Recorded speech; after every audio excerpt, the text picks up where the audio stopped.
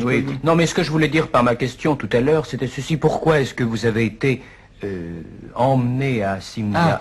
Pour la question très simple, que à Paris on ne demandait qu'à m'assassiner, j'aurais même pas vu la cour de justice, moi. J'étais assassiné soit l'Institut dentaire, soit la Villa Saïd, tout était prêt, je me suis sauvé, esquivé, parce que je ne voulais pas être assassiné, ni moi ni ma femme. On m'a tout volé, bon, c'est entendu juste une petite misère.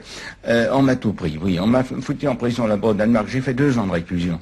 Bien, tout ça c'est banal, mais absolument, je suis femme du monde et non pas putain, n'est-ce pas? Par conséquent, j'ai des faiblesses pour qui je veux, mais mon Dieu, je veux dire aussi ce que je veux, n'est-ce pas? Une femme du monde, elle a un choix dans un salon, n'est-ce pas? Mais on n'a pas à lui dire, dites non, mais non, est-ce que si la femme est professionnelle, elle prend le client, n'est-ce pas? Moi, le client ne m'intéresse pas. Je suis femme du monde, n'est-ce pas? Oui, oui, voilà le petit côté de l'histoire. Ils sont très difficiles. En ce moment-ci, on les explique mal parce que le monde est matérialiste et il se demande pourquoi, parce qu'il a fait ça, c'est qu'il avait un intérêt. Mais je n'avais aucun intérêt. J'étais uniquement sacrificiel. Je me sacrifiais pour mes semblables. Oh ben, ils n'en valent certainement pas la peine. Et dame, j'ai essayé de leur faire couper à la guerre. Ah ben, c'est une chose qu'ils ne conçoivent même pas. Ça leur est pas plus compréhensible que la quadrature du cercle, qu'on se jette dans une mêlée gratuitement. Et je suis gratuite. Je suis fan du monde, je suis gratuite, n'est-ce pas? Bon, c'est tout, c'est tout. Et alors, on m'insulte énormément en me disant pourquoi, quel avantage, mais je n'ai pas d'avantage, je n'ai jamais dit, par ici, je suis le chef d'un parti, je ne suis pas homme politique, je ne suis pas acteur, je suis simplement, j'étais, je crois, écrivain et médecin. Je suis sorti de cette petite situation pour me jeter dans une effroyable aventure où je n'ai reçu que des coups et des horreurs. Et puis c'est tout, n'est-ce pas? Le reste m'est égal en ce moment-ci, les gens qui me harcèlent parce que je suis ceci, cela, mais ils m'embêtent, n'est-ce pas? Je n'ai pas à être ceci, cela. On ne demande pas à une femme quelconque si elle veut le blond, le brun, le noir, le rouge. Elle dit celui-ci me plaît, il me plaît plus, et zut, il est alcoolique, il est fou. Elle est parfaitement le droit. C'est tout, n'est-ce pas? Oui. Je veux quitter ce terrain des questions qui me concernent, qui sont malgré tout sans importance, parce que tout ça s'efface en quelques années. Comme disait la sœur de Marat, auquel on disait, dites donc votre frère, hein, c'était un rude cochon, hein, ce qu'il en a fait des cochonneries là. Ah, le dégoûtant.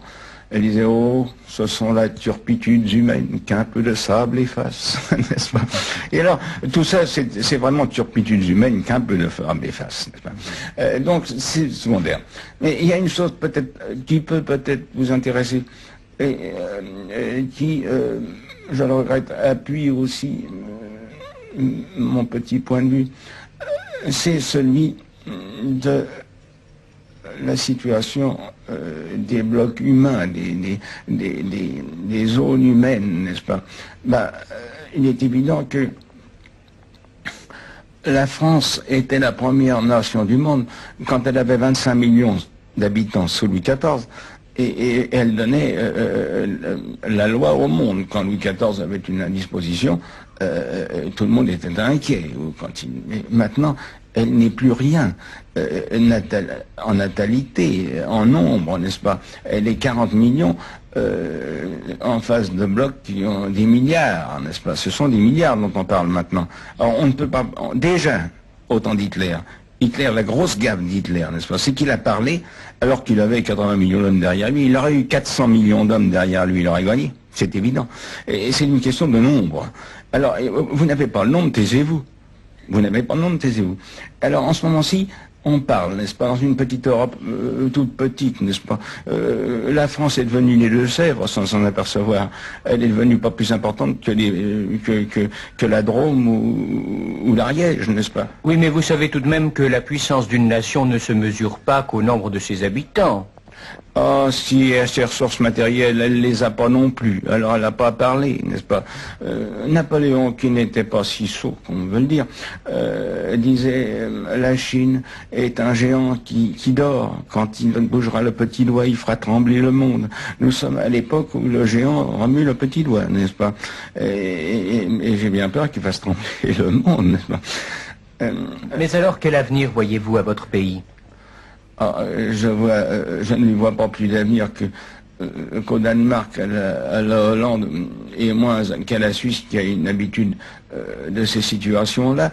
C'est un pays qui continue à parler, je vous dis, comme sous Louis XIV, alors qu'il est devenu les Deux-Sèvres, hein, n'est-ce pas? Ce qu'il dit n'a aucune importance. Il n'a plus de souveraineté, ce qui est grave. Il prend sa souveraineté soit en Russie, soit en Amérique. De lui-même, il ne peut rien dire. L'affaire de Suez le prouve, n'est-ce pas? Il n'a plus de souveraineté. On lui a enlevé sa souveraineté. Il est forcé de la prendre où on lui prête, n'est-ce pas? Ce qui ne se serait, d'ailleurs, ce que je dis, ce qui ne se serait pas passé si c'était uni avec l'Allemagne. C'est ce qu'il cherche en ce moment-ci. Il cherche la France européenne. Ils la font en ce moment-ci. Ils essayent, mais l'histoire ne repasse pas les plats. Il n'y a rien à faire.